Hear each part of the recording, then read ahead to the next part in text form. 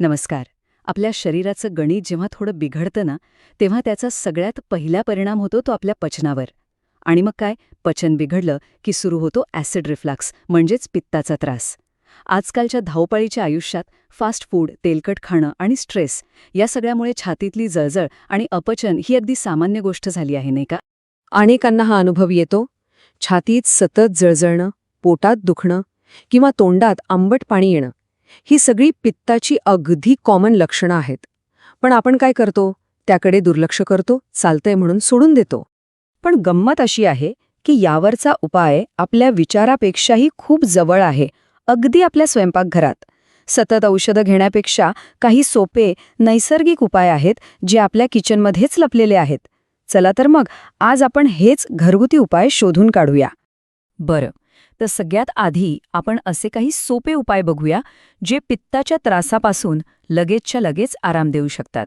आणि सगळ्यात महत्त्वाचं म्हणजे यासाठी लागणाऱ्या गोष्टी आपल्या घरात अगदी सहज सापडतात. तर आपला पहिला उपाय आहे केळं. हो, साधं केळं. हे फक्त एक फळ नाहीये, तर पोटातील ॲसिडला नैसर्गिकरित्या ब्लॉक करण्याचं काम करतं. एक नॅचरल ॲसिड ब्लॉकरच म्हणा ना. आता प्रश्न येतो की केळ्यामध्ये असं काय खास आहे, तर ऐका, यात असतं भरपूर पोटॅशियम, जे पोटातलं ॲसिड कमी करायला मदत करतं. एवढंच नाही, तर ते पोटात एक प्रोटेक्टिव्ह लेयर म्हणजे एक संरक्षक थर तयार करतं. त्यामुळे अन्ननलिकेला होणारी जळजळ कमी होते. पण एक गोष्ट लक्षात ठेवायची, नेहमी पूर्ण पिकलेलं पिवळं केळंच खायचं.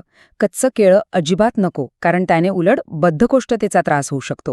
पुढचा उपाय तर अगदीच सोपा आहे, थंड दूध.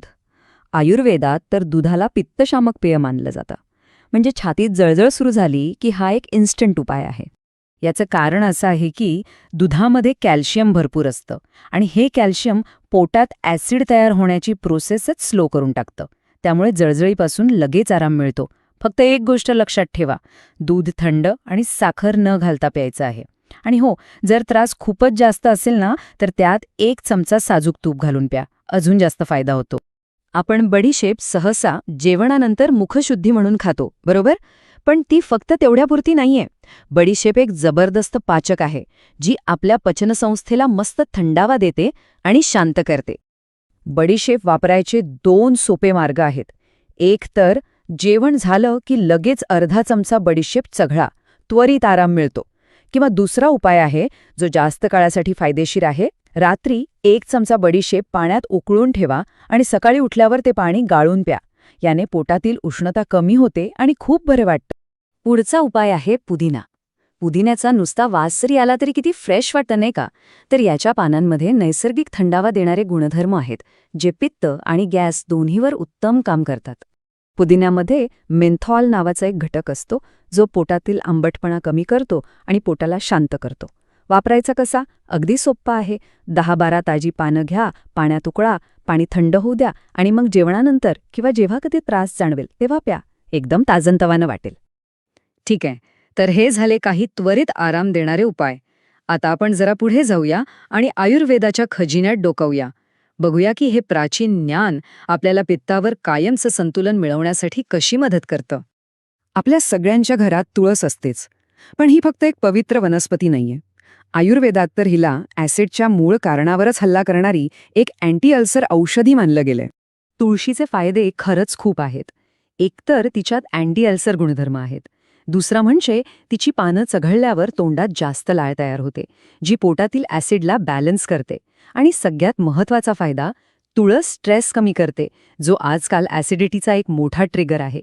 त्यामुळे रोज सकाळी आणि संध्याकाळी 4-5 पानं चघळणं खूपच फायदेशीर आहे. आता बोलूया लवंगाबद्दल. दिसायला अगदी छोटी, पण हा एक अत्यंत शक्तिशाली मसाला आहे, जो थेट ॲसिड रिफ्लक्सवर काम करतो. लवंगमध्ये युजेनॉल नावाचा एक ॲक्टिव्ह घटक असतो, जो ॲसिड रिफ्लक्स कमी करतो. पण इथे खूप महत्त्वाची गोष्ट आहे, लवंग चावायची नाहीये, अजिबात नाही. फक्त ती दाताखाली धरून ठेवायची. तिचा औषधी रस हळूहळू घशात उतरतो आणि जळजळ शांत करतो. आणि हो, हे रिकाम्या पोटी करायचं नाहीये, हे लक्षात ठेवा. आपल्या मसाल्याच्या डब्यातली वेलची, हे आयुर्वेदातला एक आश्चर्य मानलं जातं. याचं कारण म्हणजे ती वात, पित्त आणि कफ या तिन्ही दोषांना संतुलित करते आणि पोटाला एक छानसा थंडावा देते. आणि हिचा वापर करणं तर खूपच सोपं आहे. फक्त 2 वेलचीचे दाणे घ्या, ते थोडे कुस्करा आणि 1 कप पाण्यात उकळा. हे पाणी थंड झालं की संध्याकाळी किंवा झोपायच्या आधी प्या. याने रात्री पचन व्यवस्थित राहतं आणि झोपही शांत लागते. आलं. याच्याशिवाय तर आपलं स्वयंपाकघर अपूर्ण आहे. हे एक असं शक्तिशाली मूळ आहे जे पचन सुधारतं आणि ॲसिडला कंट्रोलमध्ये ठेवतं. आल्यामध्ये जिंजरऑल्स नावाचे काही खास घटक असतात. हे पित्ताचा त्रास कमी करतात. शिवाय आलं पचनक्रिया फास्ट करतं, त्यामुळे पोटात ॲसिड साचायला वेळच मिळत नाही. जेवणानंतर आल्याचा एक छोटा ताजा तुकडा चघळला किंवा पाण्यात उकळून ते पाणी पिलं तर खूप फरक पडतो. आणि आता एक असा उपाय ज्याला पित्तासाठी अक्षरशः सुपरफूड म्हटलं जातं, आणि तो म्हणजे आवळा. आवळा म्हणजे व्हिटॅमिन सीचा खजिना. पित्तदोषाला शांत करणारा एक उत्तम कूलंट आहे हा. आवळा आपलं डायजेस्टिव्ह सिस्टम म्हणजे पचनसंस्था स्वच्छ करतो आणि शरीरातलं पित्त बॅलन्समध्ये ठेवतो. जर आतड्यांचं आरोग्य दीर्घकाळ चांगलं ठेवायचं असेल तर रोज सकाळी 1 चमचा आवळा पावडर कोमट पाण्यात मिसळून पिण्याची सवय लावा.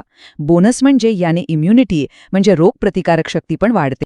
तर मग ह्या सगळ्या उपायांमधून एक गोष्ट स्पष्ट होते, औषधं आपल्याला तात्पुरता आराम नक्कीच देतात, पण हे नैसर्गिक उपाय समस्येच्या मुळावर काम करतात. ते शरीराला कोणताही साईड इफेक्ट न देता आतून बरं करतात.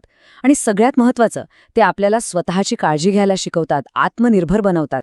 शेवटी एक प्रश्न उरतो. आपल्या शरीराचं हरवलेलं आरोग्य परत मिळवण्यासाठी निसर्ग हीच खरी गुरुकिल्ली आहे का? आज आपण पाहिलेले हे सोपे उपाय तर हेच सांगतात की याचं उत्तर आपल्या स्वयंपाकघरातच दडलेलं असू शकतं. चला तर मग निसर्गाशी पुन्हा एकदा नातं जोडूया आणि निरोगी राहूया.